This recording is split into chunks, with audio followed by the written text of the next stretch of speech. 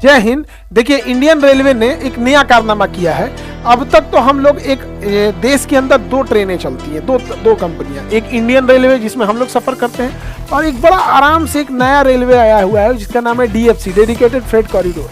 ये Indian railway से बिल्कुल अलग है, दोनों के कर्मचारी अलग हैं, यहाँ दोनों डिपार्टमेंट कंपनीज दोनों की अलग है। उसने पहले एक तल्ला ट्रेन चलाता था, 2 तल्ला चलाया, उसके बाद अब उसने 3 तल्ला ट्रेन चालू कर दिया है। हम एक एक करके समझते हैं ये डीएफसी में कैसे कैसे चीजें चल रही हैं, ध्यान से समझते हैं डीएफसी में।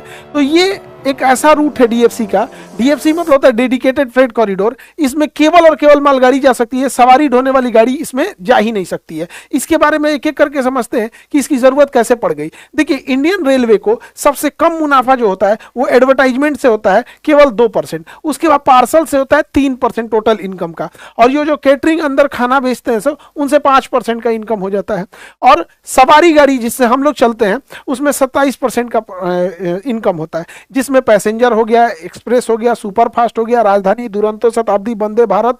तो ये वो दुनिया भर का तामझाम वाली ट्रेन यही है, और यही बर्बादी का कारण है। इसी में सबसे बड़ा बवाल होता है। जबकि इंडियन रेलवे को सबसे ज्यादा प्रॉफिट होता है फ्रेट ट्रेन से। फ्रेट मतलब होता है मालगाड़ियों से, चाहे कुछ भी सामान लेके जाए 63% फायदा होता है, यानी सबसे ज्यादा फायदा इसी में होता है। और ये 63% में क्या क्या करती है रेलवे? देखिए, इन 63% में सबसे ज्यादा रेलवे जो होती है कोयला ढोती है। अलग अलग बड़ी बड़ी कंपनी, एनटीपीसी, बिजली घर, बॉयलर कंपनी कोयला सबसे ज्यादा ढोती है। उसके बाद सीमेंट सबसे ज्यादा ढोती है। सीमेंट के बाद आता है उर्वरक, और उसके बाद आता है अनाज वगैरह का ट्रांसपोर्टेशन करती है। बाकी चीजें छोटे मोटे और भी इधर उधर करते रहते हैं रेलवे। लेकिन हमारे टोटल इनकम का 63% देने वाले फ्रेट ट्रेनों का हाल क्या होता है? कहीं पे उसको खड़ा कर दिया जाता है, प्रेसीडिंग दे दिया जाता है। सवारी गाड़ी आई, उसको निकाल दो, राजधानी, दुरंतो, शताब्दी, सबको निकाल दो, अब बर्बाद करने के लिए खड़ा कर दो इसको। जबकि ये टोटल इनकम का कितना परसेंट दे रहा है? 63% दे रहा है। आप देखेंगे गौर से तो 63% इनकम का देता है, जबकि इसमें हमको बहुत फायदा होता है। लेकिन जब हम सवारी गाड़ी को देखेंगे, सारा झमेला इस सवारी गाड़ी में ही होता है, चाहे मेल हो या एक्सप्रेस हो। कोनो कंबल चुराएगा, तकिया चुराएगा, कोनो पानी खत्म हो गया रे, सफाई नहीं है, प्लेटफॉर्म गंदा है, ट्रेन को धो, लोटा चोरी हो जाएगा, कोनो ऊपरे छोड़ के चला आएगा, पूरा किचाहिन किचाहिन कर देते हैं यहाँ पे। और ऊपर देखेंगे कभी खाना नहीं है, ये नहीं चल रहा है, पंखा नहीं है, लाइट का दिक्कत है, कोई चैन पुलिंग कर दिया, विदाउट टिकट घुस गया, कोई अपराधी घटना कर दिया, कहीं चोरी कर दिया, छेड़खानी कर दिया। जितना अलूल जलूल काम है ना, ये जिसमें पैसेंजर जाएंगे उसी में होगा। और मालगाड़ियों में कुछ नहीं, ना लाइट बत्ती पंखा कुछ कर, ना प्लेटफॉर्म, ना अनाउंसमेंट 3 नंबर पे आ रही है कि 5 नंबर पे, कहीं कोई दिक्कत नहीं। सामान भरो, पैक करो, भेज दो, और इससे हमें 63% फायदा मिला। लेकिन हम लोग इस पे ध्यान नहीं देते थे। इसी के लिए एक अलग रेलवे लाइन ही बिछा दी गई, जिसका नाम रखा गया डीएफसी, डेडिकेटेड फ्रेट कॉरिडोर। वो लाइन ही अलग है उसके लिए, और इसके लिए अलग अलग अभी 2 रेलवे लाइन चालू किया गया। इसे 2016 में घोषणा किया गया था, और 2006 में, और एक लंबा समय लगा, 2022 में ये चालू हो गया। पहले जो मालगाड़ियों की स्पीड 25 किलोमीटर प्रति घंटा रहती थी एवरेज, क्योंकि इसमें ना कई जगह पे उसे 6-6, 7-7 घंटा रुकना पड़ता था। अब ये अलग रेलवे लाइन बिछा देंगे तो उसकी स्पीड भी बढ़ जाएगी, 100 की स्पीड हो जाएगी। और ये रेलवे लाइन में कोई सवारी गाड़ी नहीं जा सकती है। इसमें पूरा इसका ध्यान इंडियन रेलवे नहीं करेगा, dedicated freight corridor corporation India limited. तो ये एक अलग कंपनी बनाई गई है जो इसे देखेगी। इस पे कंटेनर कौन कौन ले आएगा, इस पे 2 रूट रखा गया, एक वेस्ट साइड में तो उसका नाम रखा गया डेडिकेटेड फ्रेट कॉरिडोर। जो वेस्ट साइड में उसका नाम रहेगा डब्ल्यूडीएफसी मुंबई के जवाहरलाल नेहरू बंदरगाह से निकलेगा, और दिल्ली एनसीआर के पास एक जगह है दादरी, वहां तक जाएगा, 1504 किलोमीटर है। तो ये वेस्ट साइड में, इसलिए इसका नाम रहेगा वेस्टर्न डेडिकेटेड कॉरिडोर, डब्ल्यूडीएफसी। अब एक ईस्ट साइड में है डेडिकेटेड फ्रेट कॉरिडोर, इसलिए उसका नाम है ईडीएफसी। ये कोलकाता के पास एक बंदरगाह के पास दानकुनी से निकलेगा, और ये पंजाब के जाएगा लुधियाना तक। ये थोड़ा लंबा है, ये लगभग 1856 किलोमीटर है। इसके अलावे भी अन्य रूट भी प्रस्तावित है। दिल्ली से यहाँ विजयवाड़ा तक जाएगा, उत्तर दक्षिण गलियारा जाएगा, फिर ईस्ट वेस्ट जाएगा। अभी ये तो जाएगा, अभी तो ये सब चल रहे हैं। लेकिन ये बड़ा है, लेकिन ये वाला ज़्यादा एडवांस है, क्योंकि इधर ही व्यापार ज़्यादा होते हैं। गुजरात, राजस्थान, दिल्ली, ये वाला ये एडवांस ज़्यादा है। ये भी ठीक है, बट उतना एडवांस नहीं है। दोनों का आप कंपेयर कर लेते हैं, दोनों में क्या है। देखिए, इस रूट पे ना 2 तल्ला ट्रेन चलेगी, एक के ऊपर एक कंटेनर रख सकते हैं, इस पे नहीं रख सकते। इसने वेस्टर्न डेडिकेटेड कॉरिडोर ने अभी 3 मंजिला ट्रेन ट्रायल किया है। 3 मंजिला मतलब एक के ऊपर एक 3 कंटेनर रख सकते हैं, इसलिए इसको कह रहे हैं ये ज़्यादा एडवांस है। अब समझते हैं ये अलग क्यों है। इसके रेलवे लाइन अलग है, क्योंकि पैसेंजरों की जो ट्रेन होती है उसकी सुविधाएं अलग है। इस पे कंटेनर रखने की एक्स्ट्रा सामान रखने की ये सुविधा है। अब इस रेलवे प्लेटफॉर्म पे ये सब कहाँ रख पाएंगे हम लोग, जिस पे हम लोग चलते हैं, तो इस सब की व्यवस्था अलग है। इस पे लोड करना अनलोड करने वाले मशीनें अलग हैं, जहाँ पे हर तरह की मशीनें होंगी। कोई अपना सामान कंटेनर में भर के भेज दिया यहाँ पर, और अगर ज़्यादा बल्क में है, पूरी ट्रेन को लोड अनलोड करना है, तो बड़े बड़े हैवी साइज के क्रेन लगे होंगे, जिससे कि हम लोग एक ही बार में कंटेनर को लोड करके और हम शिपयार्ड तक पहुँचा सके और विदेश में इसका निर्यात हो सके। जैसे किसान है, अगर उसने अपनी कोई सब्जी उगाई है तो रेफर कंटेनर में रख के तुरंत भेज सकता है मिडिल ईस्ट में। मिडिल ईस्ट रेगिस्तान है, वहाँ सब्जी नहीं उगती है, बाहर से आता है, इंडोनेशिया है या फिर सिंगापुर का एरिया है, तो वहाँ पे वो आराम से अपने सामानों को भेज सकता है। जब तक हम कृषि का निर्यात नहीं करेंगे तब तक हमको बहुत ज़्यादा प्रॉफिट आने वाला नहीं है। अब इसमें क्या है कि पहले सिंगल स्टेक कंटेनर आते थे। आपका एक कंटेनर सामान है, जैसे आपने नारियल उगाया, आप सोचते हैं हम केरला से सीधे भेज देते हैं हम दिल्ली, तो आप एक कंटेनर में भरें और वो कंटेनर यहाँ रख देगा, वो हो गया सिंगल स्टेक कंटेनर। तो ये जो हमारा ईस्टर्न साइड का डेडिकेटेड फ्रेट कॉरिडोर है, कलकत्ता से लेकर लुधियाना वाला, उसमें सिंगल स्टेक ही चलते हैं। लेकिन जो मुंबई से लेके और यहाँ पर आपके दिल्ली के पास दादरी तक आता है डबल स्टेक कंटेनर, इसमें ना इसे वेस्टर्न डेडिकेटेड फ्रेट कॉरिडोर करते हैं, WDFC। यहाँ दोनों आ सकता है यहाँ पर।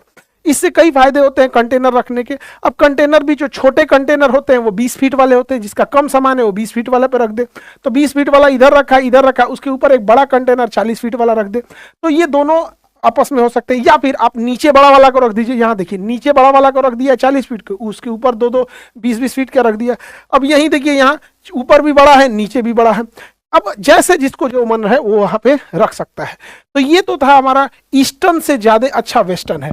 ईस्टर्न में क्या है, सिंगल स्टेक है, वेस्टर्न में क्या है, डबल स्टेक है। इसमें क्या है, same loco pilot, 2 loco pilot खींच के ले जाएंगे, उसका दुगना सामान यही 2 लोको पायलट लेके खींच के ले जाएंगे।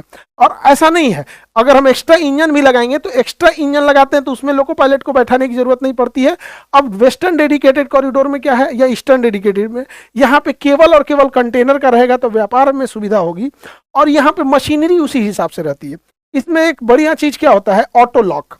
देखिए कंटेनर यहाँ पे आप देखेंगे तो एक ट्रक पे रखा हुआ है, ट्रक से उठा के हम ट्रेन पे ले जाएंगे। तो ये व्यापार करने के लिए कोई व्यापारी क्या है, अपने ट्रक पे लाद के भेज दिया सामान को, अब वहां से उठाएगा क्रेन। इसके पास यहाँ एक ऑटो लॉक होता है। ऑटो लॉक की खासियत क्या है समझिएगा, ये अपने से लॉक हो जाता है, किसी को जाके लॉक करने की जरूरत नहीं है। इसके ऊपर एक हल्का सा नोकीला लॉक निकला होता है। ये लॉक की खासियत क्या होती है, ये ना दाहिने से खुलेगा ना बाएं से खुलेगा, ये तभी खुलेगा जब कंटेनर को कोई ठीक ऊपर से खींचे, तब। इसकी बनावट ऐसे होती है। और ये कंटेनर में इतना सामान होता है, इतना सामान कि अपने लोड के वजह से ही ऑटो लॉक हो जाता है। अब अगर हवा मारे या जर्किंग मारे, साइड में होगा तो खुलेगा ही नहीं, इस साइड होगा तो नहीं खुलेगा, ब्रेक लगा अचानक इधर गया तो भी नहीं खुलेगा, ऊंचाई पे चढ़ रहा है ट्रक, अगर नीचे हो तो भी नहीं खुलेगा। तब खुलेगा जब ठीक ऊपर से उठाया जाए। ठीक ऊपर से उठाया जाएगा तो इसका ऑटो लॉक अपने से खुल जाएगा, और ये तभी हो सकता है जब क्रेन ऊपर से खींचे तब।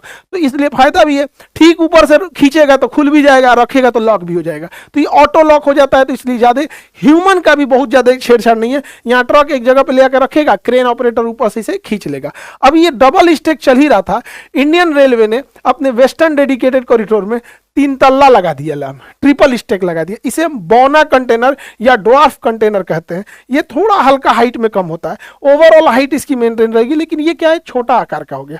अब इसकी ट्रायल चालू हो गई है 3 स्टेक का। अब सोचिए इतना फायदा होगा, 2 लोको पायलट मिलके खींच ले जाएंगे सर। एक एक्स्ट्रा इंजन भी लगाना पड़ा तो उसमें पायलट को यानी ड्राइवर को नहीं बैठाना पड़ता है, पीछे भी 2 लगाना नहीं बैठाना पड़ता है, तो काफी फायदा होगा।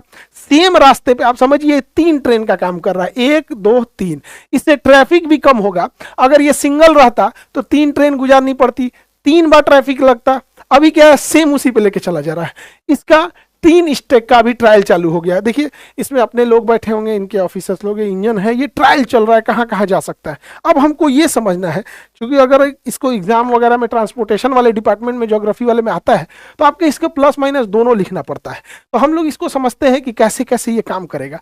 देखिए कंटेनर अभी जो मेनली 3 तरह के यूज होते हैं, एक होता है 20 फीट वाला, एक होता है 40 फीट वाला, और अभी इंडियन रेलवे ने जो DFC ने लाया है वो एक ड्वार्फ कंटेनर है। इसकी समझते हैं। सबसे बड़ी चीज होती है इसमें हाइट, जब क्योंकि हाइट बहुत मायने रखता है।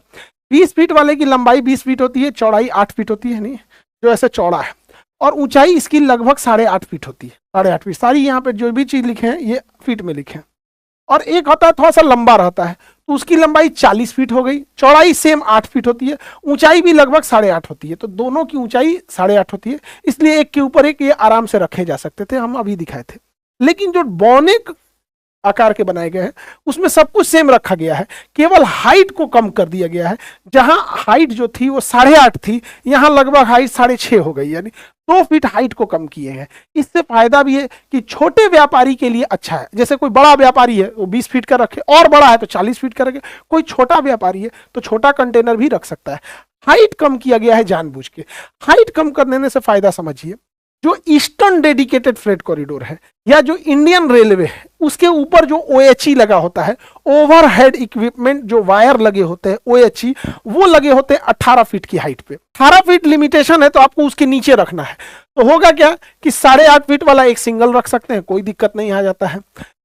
लेकिन अगर वही हम वेस्टर्न डेडिकेटेड को रख लेते हैं तो वहां पे क्या हो जाता है, देखिएगा ध्यान से, वहां पर इसकी जो हाइट है ओवरहेड इक्विपमेंट वायर, जो ऊपर से वायर जा रहा है इलेक्ट्रिक का, वो रहता है 24.5 फीट। तो 24.5 फीट रहने से हमें ये जो 8.5 फीट वाला था, तो 8.5 हम यहां रखेंगे तो 17 फीट हाइट हो जाएगी। आपके मन में आएगा कि सर 17 फीट हाइट हो जाएगी तो 18 फीट के नीचे से तो निकल ही जाएगा। या भाई वो 24,000 वोल्ट का करंट है, एक केवल 8 फीट 1 फीट लेके नीचे नहीं ना निकलेंगे, कुछ सेफ डिस्टेंस रखना है, इतना भी कम हाइट नहीं रख देना है। तो ये क्या है, सिंगल स्टेक के लिए है। डबल स्टेक वाला जो वेस्टर्न डेडिकेटेड है उस पर जो पोल लगा है OHE वायर जो है वो 24.5 फीट पे जा रहा है, तो इसमें 2 कंटेनर आराम से जा सकते थे, लेकिन तीसरा नहीं जा सकता था। आप देखिए तो अगर 3 रखेंगे ना तो ठीक इससे जाके सट जाएगा, 8 3 के 24 वैसे ही पार कर जाएगा, यहाँ पे तीसरा नहीं कर सकते थे। इसलिए इंडियन रेलवे के पास 2 ऑप्शन थे, भैया पूरा रेल लाइन का OHE को उखाड़ो, OHE को उखाड़ के ऊपर करो, तब हम इस पे 3 कंटेनर लगा सकते थे। तो भारत जुगाड़ पे चलता है, हम लोगों ने एक नया कंटेनर आविष्कार कर दिया कि थोड़ा कम हाइट का रहेगा, इसलिए 2 फीट हाइट वह कम कर दिए। अब जैसे 2 फीट हाइट कम कर देंगे, लगभग 6.5 फीट की हाइट की होती है, तो आप देखेंगे 6.5 फीट की हाइट करेंगे तो लगभग 19 फीट या 19-20 फीट आएगा। और हमारे पास क्लियरेंस कितना है, हमारे पास क्लियरेंस है 24 फीट का। लेकिन याद रखिए ये 24.5 फीट वेस्टर्न डेडिकेटेड जो मुंबई दिल्ली वाला रूट है उस पे है। ईस्टर्न डेडिकेटेड फ्रेट कॉरिडोर या इंडियन रेलवे जो अभी वाला है उसके पास 18 फीट है, उसके पास ये दोनों नहीं ले जाएंगे। ये दोनों ले जाएंगे तो क्या होगा, डिस्टेंस कम बचेगा, और 3 वो लाद के जाएंगे तो सटिए जाएगा। तो हमारे पास वेस्टर्न डेडिकेटेड फ्रेट कॉरिडोर में अगर हम 3 कंटेनर लाद भी देते हैं तो 6.5 में 3 से गुणा करते हैं तो 19.2 फीट आता है। सेफ डिस्टेंस कितना बचेगा, हमारे पास वेस्टर्न डेडिकेटेड में OHE वायर है 24.5 फीट और हमारा 3 कंटेनर के बाद आता है 19.2, फिर भी हमारे पास लगभग 5 फीट का गैप बचेगा। और ये 5 फीट का गैप कंटेनर को लोड करने और अनलोड करने में आसानी हो जाएगा, बिना हमको बिजली काटे या आइसोलेशन या फिर अलग एरिया में ले जाने की जरूरत नहीं है। 5 फीट हाइट कम है तो क्रेन निकाल सकता है। देखिए कंटेनर को लोड करने के लिए अगर वो डीजल लाइन है तो उसको लोड करना सबसे आसान है, क्योंकि उसके ऊपर किसी भी तरह का ओवर हेड वायर या OHE नहीं है। लेकिन अगर इलेक्ट्रीफाइड रूट है तो उसके लिए क्या करना होता है, इलेक्ट्रीफाइड रूट में या तो उतने दूर का एरिया का जंपर केबल हटाना होता है या फिर उसको हम लोग को अर्थिंग करके या उसको उसका पावर ऑफ किया जाता है। नहीं तो उसका एक और तरीका है कि रेलवे स्टेशन पे ही जहां लोडिंग अनलोडिंग का होता है उसके ऊपर OHE नहीं रहे, वहां पर ट्रेन उसको डीजल इंजन से खींच के ले जाए ताकि उसके ऊपर लोड और अनलोड में सेफ्टी को ध्यान रखा जा सके। उसके बाद ये डीजल इंजन इसको अब इस रूट से खींच के ले जाएगी। देखिए यहाँ कई रूट निकले होते हैं, उस रूट से फिर मेन रूट पे ले जाएगी या स्टेशन रूट पे, ताकि वहां ले जाए खड़ी करेगी, फिर वहां से डीजल इंजन काट के हटाया जाएगा और उसके बाद इलेक्ट्रिक इंजन को ले जाया जाएगा। मतलब लोडिंग एरिया डीजल इंजन, फिर डीजल इंजन इसको खींच के ले जाएगा कहां पर, इलेक्ट्रिक एरिया पे, और फिर वहां से इंजन चेंज किया जाएगा। और ऐसे ही अगर कोई ट्रेन अनलोड होने आ रही है तो आएगी इलेक्ट्रिक रूट से, फिर वहां रुक जाएगी, इलेक्ट्रिक इंजन काटो, फिर डीजल जोड़ के ऐसे लगाओ। तो ये कई तरीके होते हैं उसको करने के, और ये इंडियन रेलवे के साथ पॉसिबल नहीं हो पा रहा था क्योंकि वहां पैसेंजर ट्रेनें हैं, पैसेंजर ट्रेनों की संख्या ज्यादा होती है, दबाव ज्यादा होता है। फ्रेट कॉरिडोर में एक के ऊपर 50 को बोरा रख दीजिए, आदमी के ऊपर एक के ऊपर 50 को आदमी तो रख नहीं सकते हैं। तो इस वजह से इसको एक आइसोलेशन एरिया में होता है जहां पर इसे लोडिंग अनलोडिंग किया जा सकता है। अब इसके कुछ चैलेंज भी है। हम ट्रिपल स्टेक अगर कंटेनर लगा देते हैं तो उसके कई चैलेंज आएंगे। एक, OHE का हाइट हर जगह सेम नहीं है तो आप खास एरिया में ले जा सकते हैं। दूसरा क्या आएगा, जब ये ब्रिज पार करते हैं तो देखिए कुछ ब्रिज ओपन ब्रिज होते हैं, जैसे ओपन ब्रिज है तो इसमें कोई दिक्कत नहीं है। कुछ ब्रिज जो होंगे उसके ऊपर के स्ट्रक्चर को हो सके तो चेंज करना पड़ेगा। साथ में सबसे बड़ा चैलेंज आने वाला है टनल्स का। जब सुरंग में जाती है ट्रेन तो हमारे टनल्स उतने हाइट के बने हैं कि नहीं, लेकिन ये दूरदर्शिता थी इंडियन रेलवे की कि वेस्टर्न डेडिकेटेड कॉरिडोर में जितने पुल बने हैं वो ट्रिपल स्टेक कंटेनर को ले जाने के लिए ठीक है। कई बार एक चैलेंज ये आता है कि सेंटर ऑफ मास कैसे होता है, कि जब कंटेनर रखा जाता है तो इसमें क्या है कि ज़्यादा हाइट होने से ना डिस्टर्बेंस भी हो सकता है, और ये डिस्टर्बेंस दिक्कत कर देगा कब, जब कभी कर्व वगैरह आएगा तब। ओवर जो रेल ओवर ब्रिज होते हैं, जैसे ट्रेन जा रही है ऊपर से सड़क जा रही है तो इसकी हाइट कई बार डिफरेंस होती है। रेलवे स्टेशन पे जो फुट ओवर ब्रिज है ये भी कई बार एडजस्ट करना पड़ेगा अगर हमें पूरी इंडिया में चलानी है तब। केवल WFC में ले जाना है वेस्टर्न डेडिकेटेड में तो कोई दिक्कत नहीं है। साथ में एक्सल लोड कैसा है, जब हम ट्रेन को बनाते हैं तो हम पटरियां बिछाते हैं तो ये डिसाइड करते हैं कितना लोड ये रोक लेगा। अब पता चला 3 स्टेक का कंटेनर लाद दिए और पूरी ट्रेन भर दिए, ट्रेन का लोड भी ज्यादा होगा, इसी को भसका दिया और उधर से मट्टी बिछला जाएगा।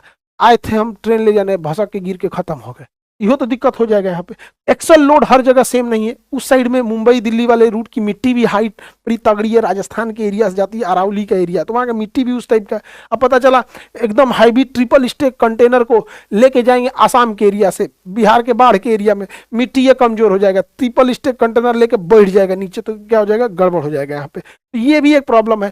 कर्व के टाइम पे अगर बहुत लोडेड है और स्पीड है तो प्रॉब्लम आ जाता है, कर्व में भी बहुत ज़्यादा दिक्कत आएगा और उसका उसी हिसाब से लोडिंग अनलोडिंग का इंफ्रास्ट्रक्चर को बिल्ड करना पड़ेगा। तो ये उसके कुछ निगेटिव पॉइंट्स आते हैं। साथ में ये वेस्टर्न DFC पे तो चल सकता है, ईस्टर्न पे नहीं चल सकता है। इंडियन रेलवे पे ट्रिपल स्टेक कंटेनर को भी नहीं ले जा सकते हैं। तो अभी फिलहाल ये ट्रिपल स्टेक ये वेस्टर्न DFC के काम में आएगा, ईस्टर्न में नहीं। ईस्टर्न में फ्यूचर में आ सकता है और भी DFCC बन रहे हैं। फायदे का गिनेंगे तो फायदा ही फायदा है। क्या भैया, तो जो सिंगल स्टेक था उससे अच्छा डबल है, उससे कहीं गुना अच्छा ट्रिपल स्टेक है, क्योंकि ज़्यादा से ज़्यादा चीज़ें जा सकती हैं। लॉजिस्टिक कॉस्ट सस्ता पड़ जाएगा। अभी हम लोग का लॉजिस्टिक कॉस्ट आता है 30 से 40%, यानी हम जिस चीज़ के सामान का पैसा पे करते हैं उससे केवल 30 से 40% उसको ले जाने में खर्चा हो गया है। और चाइना में लॉजिस्टिक खर्च आता है 6%। तो उस ऑटोमेटिक अगर हम केवल यही लॉजिस्टिक सस्ता कर दे तो हमारी महंगाई ऑटोमेटिक कम आ जाएगी। अब नारियल पानी आप लेके केरला से लेंगे तो केरला से यहाँ आने में ही काफ़ी ज़्यादा पैसे लग जाते हैं, लेकिन अगर DFC रहेगा और ट्रिपल स्टेक रहेंगे तो छोटे व्यापारियों को भी बहुत फायदा हो जाएगा। तो इसमें नो डाउट की फायदा की कमी नहीं है। यहाँ पे ट्रिपल स्टेक में लोको पायलट की भी कम लगेंगे। अगर हमको इसमें 4 इंजन लगाना है, 2 ठो बीच में, 2 ठो साइड में, पीछे 2 आगे लगाना है, 6 इंजन लगाना है, तो लोको पायलट को तो एक ही में बैठाएंगे, बाकी वायर से जुड़े रहते हैं। बाकी जो भी लोको पायलट ऑर्डर यहाँ से कमांड देगा सारा कमांड पूरे में चला जाएगा। बिजली की खपत कम हो जाएगी, ज्यादा से ज्यादा ट्रेन नहीं चलानी पड़ेगी। जैसे अगर सिंगल स्टेक है तो जितना ई 2 बार में ले जाएगा उतना ही 1 के बार में ले जाएगा। बिजली की खपत भी कम है, ई एकरा से ज्यादा ई लेके चल जाएगा। बिजली और फ्यूल का भी खपत कम हो जाएगा। साथ में बहुत सारी चीज़ों में लॉजिस्टिक कमी आएगी। छोटे व्यापारी क्या है कि बड़ा कंटेनर एक बार में नहीं ले पाते थे, बहुत बड़ा कंटेनर है तो पूरा कंटेनर बुक करना पड़ता था, आधे सामान है तो बुक नहीं करता था, ट्रक से भेजता था। अभी क्या है, उसके पास छोटे ड्वार्फ कंटेनर रहेंगे, आराम से भरेगा, शिप पे भेज देगा। और शिप पे क्या है, यहाँ व्यापारियों का एक लॉजिस्टिक पार्क बना दीजिए। हाँ भैया, कोई छोटा कंटेनर जैसे दुबई में मिर्चा भेजना है तो कोई छोटा व्यापारी आया, 2 कंटेनर वो भेजा, 10 कंटेनर ये भेजा, 50 वो भेजा, उसको दुबई भेजने की क्या जरूरत है, वो अपने यहाँ शिप पे भेजेगा और यहाँ का व्यापारी वो रेट दे देगा। यहाँ एक व्यापारी बैठा है, उसके पास गोदाम है, वो अपने गोदाम का खर्च निकाल लेगा। अब पता चला कोई जैसे प्याज मान के चलिए दुबई में है 80 रुपया और इंडिया में है 40 रुपया, तो इंडिया वाले से खरीद लेगा कि भैया लाओ तुम हमको 60 रुपया दे दो, ये भी लिया और ये 60 रुपये खरीद के 80 में बेच देगा दुबई में। तो ये चीज़ जब तक किसानों को हम इंटरनेशनल बाजार से नहीं जोड़ेंगे तब तक नहीं होगा। एक चीज दिमाग में बैठा के रखिए, जो उत्पादक वर्ग है, किसान है, मिडिल क्लास व्यापारी है, ये कभी डायरेक्ट विदेश नहीं जा पाएगा। तो इसके बीच में एक ब्रिज बनना पड़ेगा और उस ब्रिज तक जोड़ने के लिए ये सब ट्रांसपोर्टेशन बहुत हेल्प करने वाले हैं। ऐसे ही इंडिया ट्रांसफॉर्म होगा। और अभी मोदी जी ने जो घोषणा किया है, बहुत सराहनीय काम किया। इन्होंने कहा कि ऑनलाइन कोचिंग को ये प्रोवाइड कराएंगे, सरकार प्रोवाइड कराएगी एकदम फ्री ऑफ कॉस्ट। 1 रुपये जैसे राशन पे कैसे उपलब्ध कराते हैं उस तरह से एजुकेशन। और बहुत बहुत धन्यवाद। हम तो यही चाहते थे, हमारा तो सपना पूरा हो गया मोदी जी, बहुत अच्छा, बढ़िया फैकल्टी रहे, बढ़िया टीचर रहे, बहुत अच्छा हो, क्योंकि बहुत ऐसे जगह हैं जहां टीचर नहीं पहुंच पाते हैं। अंडमान निकोबार हो गया, लक्षद्वीप हो गया, पूर्वोत्तर भारत का अरुणाचल, मिजोरम, त्रिपुरा, इस सब साइड में देखेंगे बहुत कम लोग पहुंचते हैं। लेकिन अगर सरकार पहुंचना चाहेगी तो कोना कोना तक पहुंच सकती है।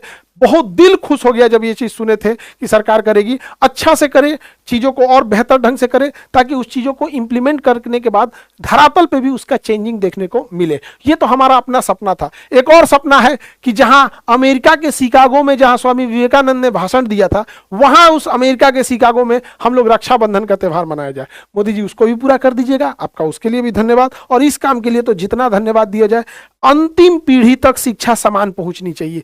गरीब अमीर में शिक्षा का भेदभाव नहीं होना चाहिए। यदि शिक्षा का भेदभाव होगा तो उसके वातावरण, उसके व्यवहार, उसके चाल चलन, उसके हर काम करने के तरीके में डिफरेंस देखने को मिल जाएगा, क्योंकि एजुकेशन ही बुनियाद होती है चीजों की। तो अगर एक सेंट्रल लेवल पे होगा तो हर चीजें बेहतर होगी। उम्मीद भी करते हैं कि यह शुरुआत बहुत अच्छे ढंग से हो और इसका धरातल पे हर उस गरीब तक इसका अधिकार पहुंच सके। और रही बात यहाँ पर जो अभी बैचेज की हम लोग है, तो जो बिहार पुलिस का पहला जो बैच था योद्धा बैच, वो योद्धा बैच 1 भर गया था तो 2.0 आ रहा है, और बिहार दरोगा का लक्ष्य बैच जो भर गया है उसका 2.0 आ रहा है। ये बैच के लिए आप लोग इनरोल हो जाइएगा 20 अगस्त से, ये 18 अगस्त से और ये 20 अगस्त से बैचे जा रहे हैं। 73वीं बीपीएससी का बैच आ रहा है और यूपीएससी का बैच आ रहा है। ये 1 सितंबर को आ रहा है बोरिंग रोड में। तो जो बीपीएससी का बैच है ये 20 अगस्त से आ रहा है, बोरिंग रोड सेंटर पे बाइलिंगुअल रहेगा। तो इन बैचेज में आप इनरोल हो सकते हैं। और अभी जो बिहार पीसीएस का डेट बढ़ाया गया है, 60 दिन आपके पास एक्स्ट्रा टाइम मिला है, तो 60 दिन का crash course free of cost, इसकी कोई पैसे नहीं लगने वाले हैं। इसमें सारी चीजों का रिवीजन दोबारा करा दिया जाएगा और ये 20 अगस्त से स्टार्ट है और ये 20 अक्टूबर तक चलेगा। 60 दिन में कंप्लीट आप लोग का रिवीजन करा दिया जाएगा। और ये जो आपका बायोलॉजी और हिस्ट्री का बैच था, हिस्ट्री का बैच 18 अगस्त से और ये वाला आपका आएगा 20 अगस्त से स्टार्ट हो जाएगा। अभी जस्ट आप लोग के लिए घोषणा किए थे क्लैट वाला, क्लैट वाले में इनरोल हो जाएंगे लोग। इसकी फीस है 4,999, जो लाखों रुपए होती थी, कहीं 80,000, कहीं 40, कहीं 35,000। इसका आप ऑनलाइन फीस लगभग 5,000 रुपए 4,999 में आप क्लैट का कर सकते हैं। और सबसे जरूरी चीज जो आप लोग घर बैठे किसी चीज का टेस्ट दे सकते हैं, टेस्ट फैक्ट्री एप्लीकेशन डाउनलोड करना है। बस एक एप्लीकेशन डाउनलोड करेंगे टेस्ट फैक्ट्री, और 251 रुपए में आप 365 दिन तक इंडिया के किसी भी एग्जाम का टेस्ट दे सकते हैं। English medium, Hindi medium, UPSC, state PCS, SSC का कोई एग्जाम, रेलवे का कोई एग्जाम, स्टेट, नीट, जेईई, कोई एग्जाम आप बैठ के दे सकते हैं उसमें। और ये पूरी साल आपका 251 रुपए में 365 दिन आपकी वैलिडिटी रहेगी। आपका कोई भाई है वो भी इससे जुड़ सकता है। तो एजुकेशन के थ्रू ही हम लोग देश को बदल सकते हैं। हर इंसान का एजुकेशन पे अधिकार होना चाहिए। आई होप आप सारी चीज़ों को समझ गए होंगे। मिलेंगे नेक्स्ट क्लास में और उसमें देखेंगे कि अमेरिका की नेवी को कितना घाटा लग गया ईरान के वार में, और ईरान की लड़ाई में ये लड़ाई ज्योग्राफी जीत रहा है, ना ईरान जीत रहा है ना अमेरिका जीत रहा है। ज्योग्राफी ऐसी है जहां मजबूरी हो जा रही है फंस के रह जाना अमेरिका के लिए। इसको नेक्स्ट क्लास में करेंगे। आई थिंक आप समझ गए होंगे। जय हिंद।